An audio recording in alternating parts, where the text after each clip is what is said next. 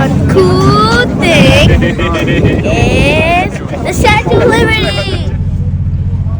So guys, this is the Statue of Liberty, and it was made by Bud Dolzy.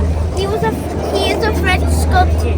ഇതിന്റെ frame ആണെങ്കിൽ Eiffel tower ഉണ്ടാക്കിയ ആളാ ഇതിന്റെ frame ഉണ്ടാക്കിയിരിക്കുന്നത്. എന്നിട്ട് അതിന്റെ ചുറ്റിനും കോപ്പർ പ്ലേറ്റ് വെച്ചിട്ട് അവര് ഉണ്ടാക്കി. അപ്പൊ അതുകൊണ്ടാണ് ആ കോപ്പർ പ്ലേറ്റിന്റെ കളറ് മാറിയിട്ട് ഇപ്പൊ ഇത് ഗ്രീൻ കളറായി, ഓക്സിഡൈസ്ഡ് ആയിട്ട് ഇതിപ്പം നമ്മൾ കാണുമ്പോൾ ഇതിപ്പോ ഗ്രീൻ കളറായിട്ടുണ്ട്. പക്ഷെ സ്ലൈറ്റ്ലി അവിടെ ഇവിടെ ആയിട്ട് നമുക്കൊരു ബ്രൗൺ കളറും കാണാൻ പറ്റും.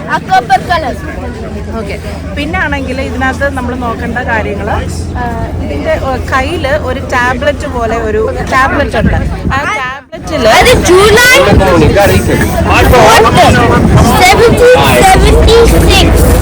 എന്നാ അത് എഴുതിയിരിക്കുന്നത്. അത് സിംബലൈസ് ചെയ്യുന്ന എന്തിനെയാ?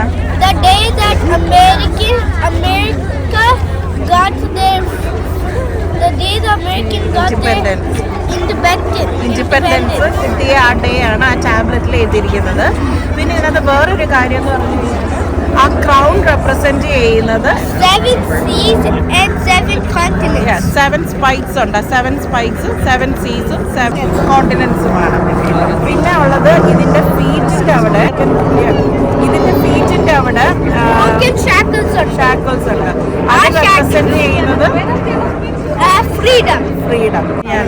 ഇതിന്റെ ക്രൗണില് നമുക്ക് പോകാൻ പറ്റും, പക്ഷെ അതിന് സ്പെഷ്യൽ പാസ് വേണം. വേഗം അത് ഫില്ലാവും. അപ്പൊ ഈ ക്രൗൺ എന്ന് പറയുമ്പോൾ അത് ചെറിയ ചെറിയ വിൻഡോസാണ്. അപ്പൊ ആ വിൻഡോസിന്റെ അവിടെ പോയിട്ട് ആൾക്കാർക്ക് ആ ഒരു വ്യൂ പോയിന്റ് കൂടി ഇത് കൊടുക്കുന്നുണ്ട്. ഇതിന്റെ ഒരു കാല് നമുക്കിവിടെ കാണാം. ഒരു കാല് കാണാം. ഇതുണ്ടോ? ഗ്രീനും കോപ്പർ കളറും ഗോൾഡ് കളറ് ആ ലൈറ്റ് സിംബലൈസ് ചെയ്യുന്ന. അപ്പം ഒരു കുറച്ച് ഉള്ള കാര്യങ്ങളൊക്കെ ഇതൊക്കെയാണ് നമുക്ക് സ്റ്റാച്യു ഓഫ് ലിബർട്ടീനെ പറ്റി നമുക്ക് മനസ്സിലാക്കാൻ കഴിയും.